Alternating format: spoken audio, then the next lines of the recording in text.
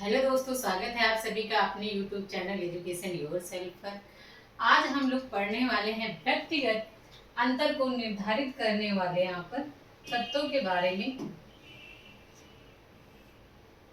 कि व्यक्ति में कौन कौन से ऐसे डिफरेंट होते हैं जो हम लोग जिससे जान सकते हैं कि किससे हम लोग मानव में क्या आती हैं, विभिन्नताएं आती हैं एक दूसरे में।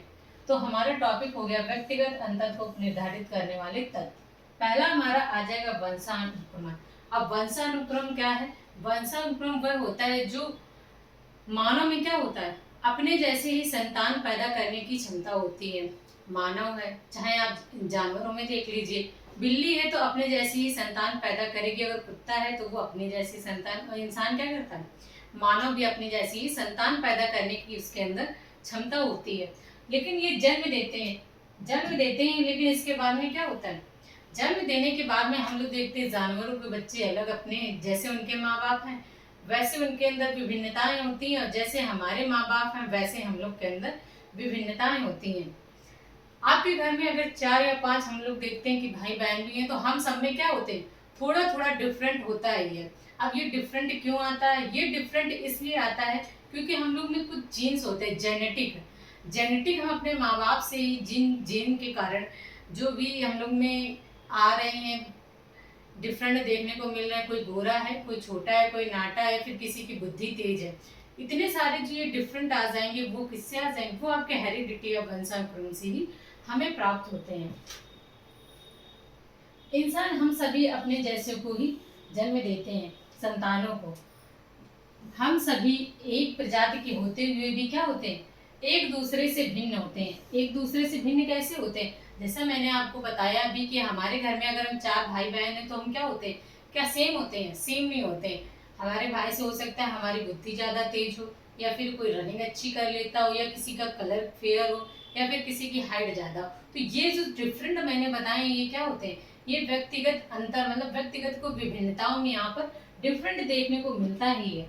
एक बालक अपने भाई बहन परिवार से कैसे मिलता है, अधिक मिलता है। जो हम लोग की फैमिली होती है, हम लोग देखते हैं भाई बहन में क्या करते, थोड़ा थोड़ा देखते हैं कि फेस मिल रहा है, तो हम लोग कहते हैं कि तुम्हारी सिस्टर तुम्हारी तरह है, या फिर भाई जो है वो अपने पापा की तरह है, या मम्मी की तरह उनकी बेटी है।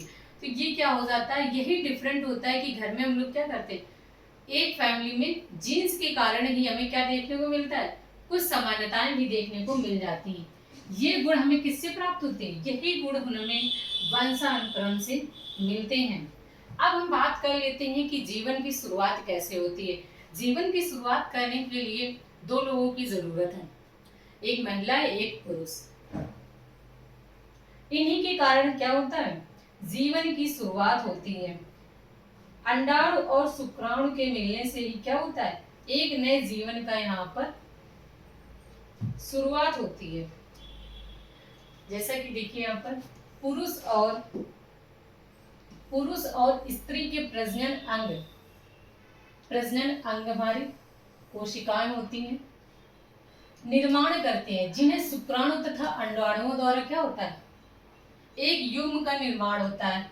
और इसके निषेचन से जो अंडाणु शुक्राणु और अंडाणु के निषेचन से क्या होता है, निषेचन से ही मानव का निर्माण होता है। मानव युग्म कोश में कितने जोड़े होते हैं? मानव युग्म कोश में 23 जोड़े होते हैं। और अगर इनको बात करें तो ये क्या आ जाएंगे, टोटल 46 गुणसूत्र हो जाएंगे, जिसमें से जो 23 हैं ये हमें किससे मिलते हैं, ये हमें अपने फादर से मिलते हैं, और 23 हमारे मिलते हैं हमारी माता से। तो टोटल हमारे कितने गुणसूत्र हो गए? टोटल हमारे 46 यहाँ पर गुणसूत्र हो जाते हैं। जोड़े की अगर बात कर रहा है तो यहाँ पर 23 जोड़े।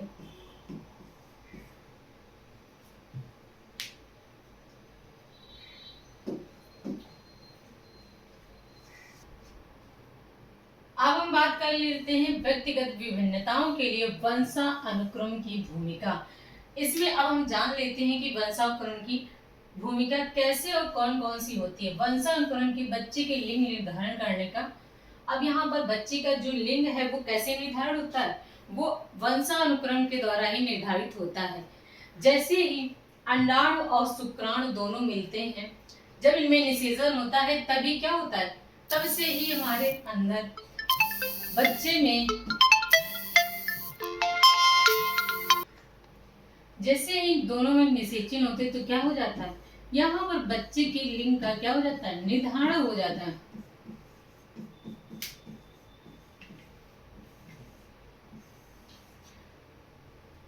कि जो बच्चा जन्म लेने वाला है वो लड़का होगा या लड़की होगा। मानव में गुणसूत्रों के 23 जोड़े होते हैं, जैसा आपको पहले बताया है, जो हमारी बुद्धि तथा विकास के लिए क्या होंगे, उत्तरदायित्व होते हैं। अब हम बात कर लेते हैं फीमेल या मेल, दोनों के यहाँ पर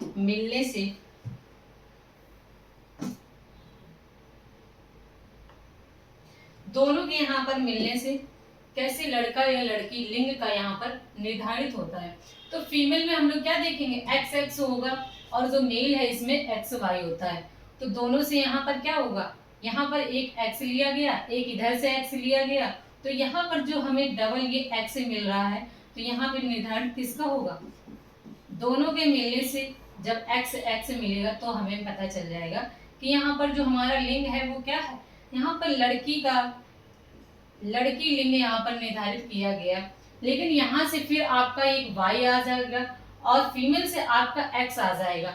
जब दोनों यहाँ पर एक्स वाई, यहाँ पर एक स्पर्म से हमें क्या मिल गया, एक्स मिल गया यहाँ से माता से, और स्पर्म यहाँ पर वाई किससे मिल गया, पिता से मिल गया। तो अब यहाँ पर जो लिंग का निर्धारण हुआ है वो किसका हुआ, लड़के का। तो यहाँ से हमें पता चल गया कि यहाँ पर लड़के का जन्म होने वाला है। जैसे कई लोग बताते हैं कि अब महिला की क्या होती है, लगातार लड़कियां हो रही हैं, लेकिन यहाँ पर लड़कियां होने के लिए केवल उत्तरदायित्व क्या है, पुरुष होते हैं, केवल महिलाएं नहीं होंगे। जो लोग पढ़े लिखे नहीं होते वो क्या कहेंगे, केवल महिलाओं को ही दोष मान लेते हैं कि केवल लड़कियां क्यों हो रही है। लेकिन इसमें महिलाओं का कोई रोल नहीं है, रोल किसका होता है, पुरुष का। मतलब यहाँ पे अगर वाई गुणसूत्र अगर आपके अंदर यहाँ पर एक्स वाई मिल रहा है, तो अगर लड़का पैदा करना है तो क्या होगा, वाई हमें स्पर्म से मिलना चाहिए। अगर एक्स एक्स हमें मिलेगा तो इससे लिंग का निर्धारण होगा कि यहाँ पर किसका जन्म होगा, लड़की का ही जन्म होगा।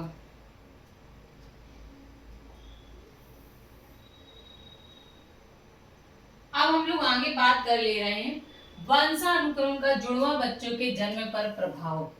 जुड़वा बच्चे कैसे जन्म लेते हैं, कई बार अंडाणुओं में जब निषेचन होता है तो क्या होता है कि वो कभी कदार एक अंडाणु ना होकर के यहाँ पर 2 अंडाणुओं का निषेचन हो जाता है। जो मासिक धर्म होता है, कभी कभी हम महिलाओं के अंदर क्या होता है, एक अंडाणु ना बनकर कभी कभी 2 बन गए। जब 2 बन गए तो 2 शुक्राणु का निषेचन दोनों अंडाणुओं से हो गया। अब दोनों अंडाणुओं में जब निषेचन होगा तो बच्चे भी कैसे हो जाएंगे आपके अंदर, ट्विंस हो जाएंगे। मतलब जुड़वा बच्चे आपके अंदर पलेंगे और जन्म कितने बच्चे लेंगे, 2 बच्चे ही आपके अंदर जन्म लेंगे। एक अंडाणु का निषेचन एक ही शुक्राणु के द्वारा होता है, जिसके कारण एक बच्चे का जन्म होता है। लेकिन क्या होता है, कभी कभी यह प्रक्रिया परिवर्तित होकर 2 या 2 से अधिक अंडाणु, यहाँ पर कौन सी बात बताई गई है, 2 से 2 अधिक अंडाणुओं के निषेचित हो जाने से एक से अधिक बच्चे का यहाँ पर जन्म होता है। मतलब जुड़वा बच्चे का यहाँ पर जन्म होता है। अब जुड़वा बच्चे पैदा भी होते हैं तो कैसे होते हैं, 2 प्रकार के यहाँ पर होते हैं। कौन कौन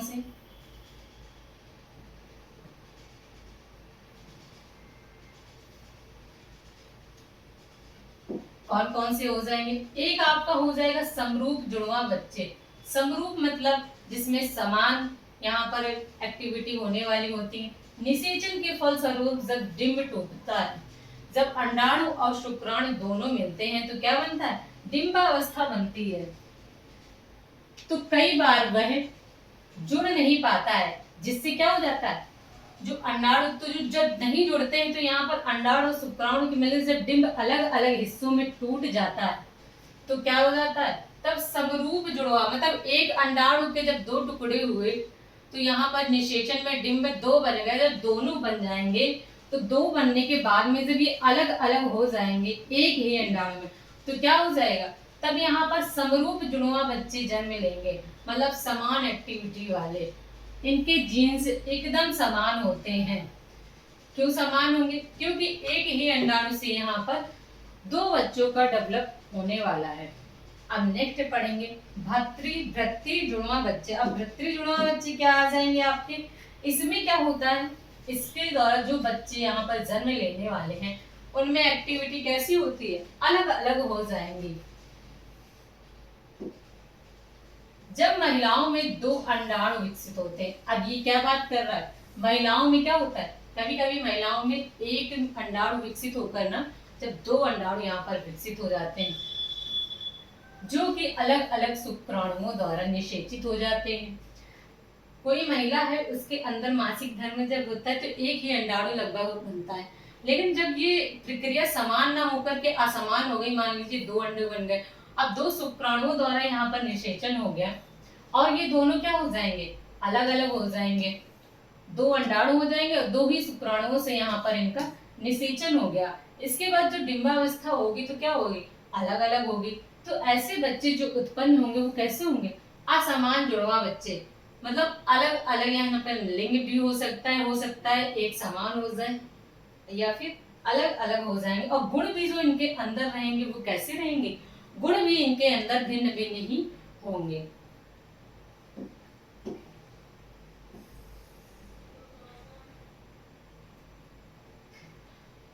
अब हम लोग बात कर लेते हैं कुछ सिद्धांतों के बारे में।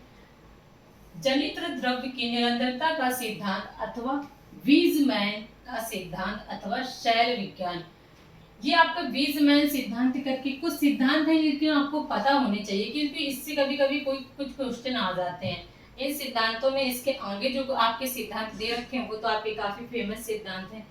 इस सिद्धांत के अनुसार जनित्र द्रव्य एक पीढ़ी से क्या होता है, वैसे भी ये वंशानुक्रम का टॉपिक है तो क्या यहाँ पर जीन्स की बात करी जा रही है कि हमारे जीन्स जो पूर्वजों के जीन्स थे वो हमारे अंदर कैसे आ गए। जैसे कि हम लोग पढ़ते हैं कि ऊंट की गर्दन जब अचानक से लंबी तो नहीं थी, लेकिन धीरे धीरे जैसी जैसी एक्टिविटी मानव करता जाता है उसके वंशानुक्रम या फिर आगे वाली पीढ़ी उसी तरह से हो जाती है, मतलब गुण वैसे ही आने लगते हैं। अपने आप को ढालने की जो क्षमता होती है मानव में वो उसी तरह से अपने अंदर डेवलप हो जाती है। तो एक पीढ़ी से दूसरी पीढ़ी की ओर संचालित होता है तथा इसमें क्या होता है, निरंतरता होती है। इसी जनित्र द्रव्य के कारण ही मनुष्य से मनुष्य तथा कुत्ते से क्या होता है, कुत्ता ही पैदा हो, मतलब जिस प्रकार का मानव है, जैसा प्राणी है, अगर गाय है तो गाय अपने जैसे ही समान बच्चे को जन्म देगी, मानव है तो अपने ही जैसे समान बच्चे का जन्म देगा।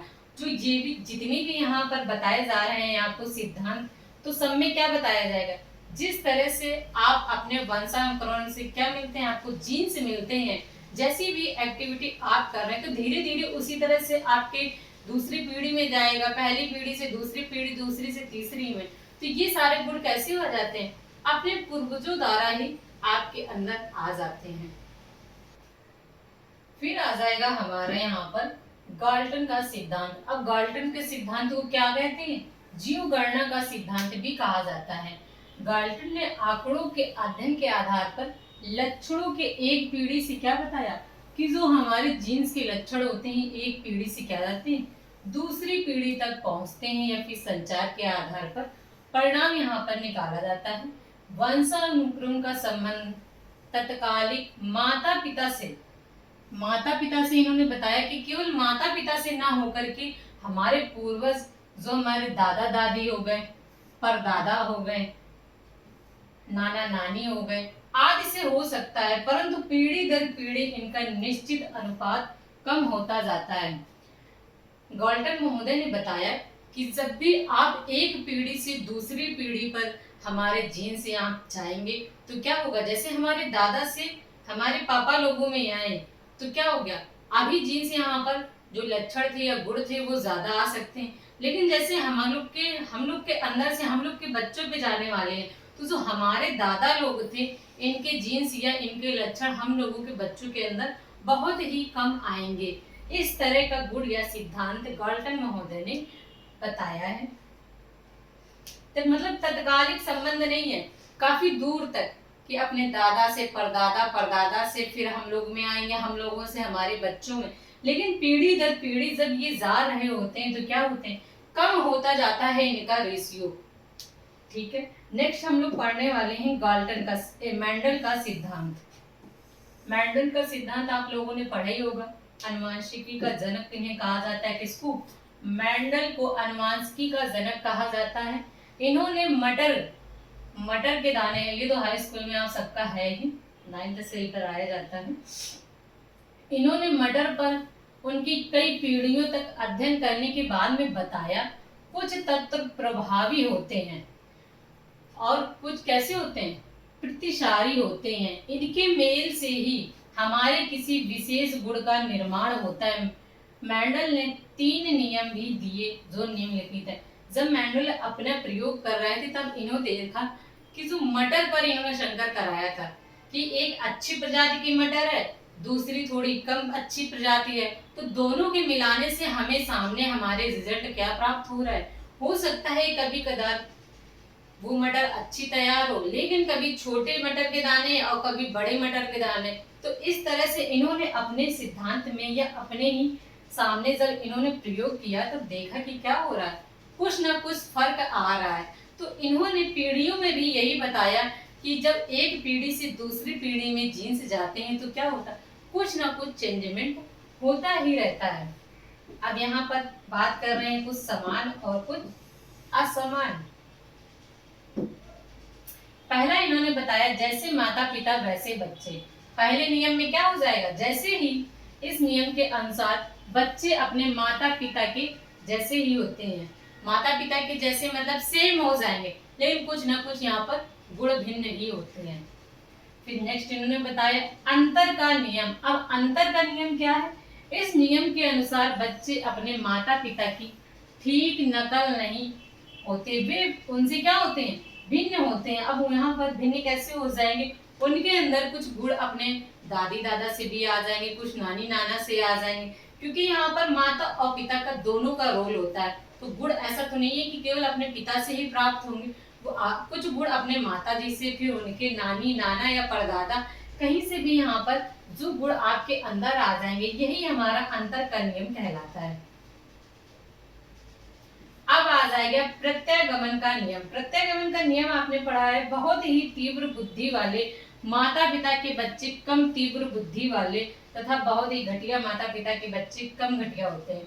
अब यहाँ पर बिल्कुल ही अलग जो डिफरेंट की बात कर रहे हैं। अब डिफरेंट क्या हो गया कि आपके माता पिता बहुत ही तेज हैं, लेकिन वहां पे जो संतान पैदा हो रही वो कैसी हो रही, बिल्कुल मंद बुद्धि है, मतलब उसके अंदर अब ऐसे जीन्स आ गए हैं। अब ये जीन्स कहाँ से आए, ये तुरंत आपके माता पिता से ना आकर के हो सकता है आपके परिवार में, आपके खानदान में कोई ना कोई कहीं ना कहीं कम बुद्धि वाला ही रहा होगा, तो वहां से आपके अंदर ये जीन्स कैसे हो गए, दादा के अंदर आ गए, फिर पापा के अंदर आ गए, लेकिन क्या थे, आप प्रभावी थे। लेकिन जहां पर प्रभाव किया वो कैसे, बच्चे के ऊपर यहाँ पर प्रभाव किया, इसीलिए यहाँ पर जो बच्चा पैदा हो गया वो कम तीव्र बुद्धि वाला। तो इसे क्या कहेंगे, इसे प्रत्यागमन का नियम कहेंगे। अब हम लोग पढ़ेंगे डार्विन अथवा प्राकृतिक चुनाव का सिद्धांत। डार्विन ने किस पे यहाँ पर प्रयोग किया था, इन्होंने जिराफ को बताया था वातावरण जीवन संघर्ष पैदा करता है। वातावरण क्या करता है, जीवन में संघर्ष पैदा करता है, और इस संघर्ष में केवल वही जीवित रह सकता है जो अधिक योग्य होता है।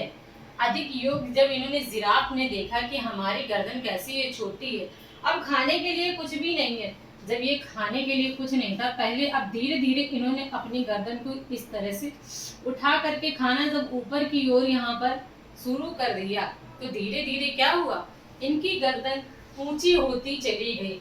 और जो ये कार्य हो रहा था इनकी गर्दन ऊंची होने का, तो धीरे धीरे व्यक्ति जैसा ही अपने आप को ढालने लगता है, गुण व्यक्ति के अंदर से दूसरी पीढ़ी में भी ये जाने लगते हैं। अगली पीढ़ी में भी ये गुण कैसे हो जाते हैं, प्रकट हो जाते हैं। तो ये हमारा क्या था, ये हमारा डार्विन का सिद्धांत था। नेक्स्ट हमारा आ जाएगा लैमार्क। लैमार्क महोदय ने क्या बताया है, लैमार्क का सिद्धांत अथवा विकास का सिद्धांत, इसको दोनों बोलेंगे। प्राणी में आंतरिक प्रेरणा होती है। प्राणी में क्या होती है? आंतरिक प्रेरणा होती है, जो उसकी वातावरण की आवश्यकता को प्राप्त करने तथा इसके अनुसार स्वयं को ढालने के लिए प्रोत्साहित करती है। जब प्राणी के अंदर आंतरिक प्रेरणा होती है तो उसको क्या लगता है कि हम जहाँ पर रह रहे हैं हमको अच्छी से अच्छी सुविधाएं मिल जाएं। कितनी भी कोई भी मानव होगा, उसको जितनी भी सुविधाएं मिलेंगे उसको कम लगती।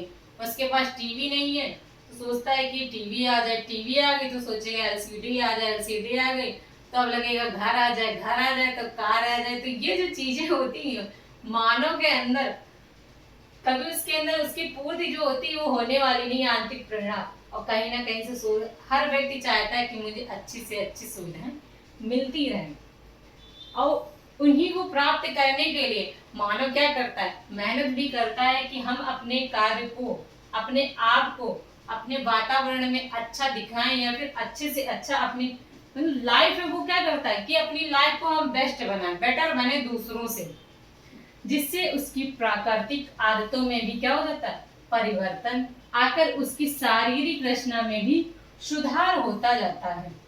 अब शारीरिक रचना में भी जब आपके पास ज्यादा से ज्यादा संसाधन है, आंतरिक प्रेरणा है, कार्य करने की आपके अंदर क्षमता है, तो आपकी शारीरिक रचना में भी क्या हो जाएगा? सुधार आ जाएगा। अंगों के प्रयोग तथा अप्रयोग के कारण पैदा हुए अंतर कई पीढ़ियों के बाद भी स्थायी तौर पर प्रकट या लोप हो जाते हैं। अब यहाँ पर कौन सी बात कर रहे हैं? अंगों के प्रयोग की तथा अप्रयोग के कारण की। आप लोगों ने देखा होगा कि पहले क्या होते थे कि हम जो मानव थे उसकी पूंछ रहती थी, लेकिन पूंछ का यहाँ पर कोई प्रयोग नहीं होता है। जब कोई प्रयोग नहीं हुआ तो धीरे धीरे ये क्या हो गई? लुप्त हो गई। मतलब अगर आप किसी भी अंग का प्रयोग नहीं कर रहे हैं तो धीरे धीरे वो क्या हो जाएगी? पीढ़ी दर पीढ़ी कम होती चली जाएगी। जैसे कि आपने जिराफ का देखा था कि उन्होंने अपने आप को बचाने के लिए गर्दन ऊंची करके जब खाने का मतलब पेड़ों की पत्तियों को खाने लगे तो धीरे धीरे उनकी गर्दन क्या हो गई? यहाँ पर लंबी हो गई। सेम उसी तरह से यहाँ पर बताया जा रहा है, अगर आप किसी अंग का प्रयोग ना करेंगे तो धीरे धीरे वो क्या हो जाएगा? लोप हो जाएगा। जैसे जिराफ की गर्दन तथा सांप के पैर। जिराफ की गर्दन कैसी हो गई थी? लंबी हो गई, और सांप के पैर क्या हो गए? लुप्त हो गए। तो ये आपका पूरा टॉपिक यहाँ पर हो जा रहा है। वंशानुक्रम मतलब हेरिडिटी और वातावरण से यहाँ पर रिलेटेड जो था, यहाँ पर मैंने आपको सारे पॉइंट डिटेल में समझा भी दिए हैं। आपके सीटेट के एग्जाम में अगर इसको पढ़ेंगे तो कम से कम 2 नंबर का आपका फिर भी क्वेश्चन आने वाला है, बहुत ही इम्पोर्टेंट है। Thank you. अगर क्लास अच्छी लगी हो तो लाइक करें, सब्सक्राइब करें।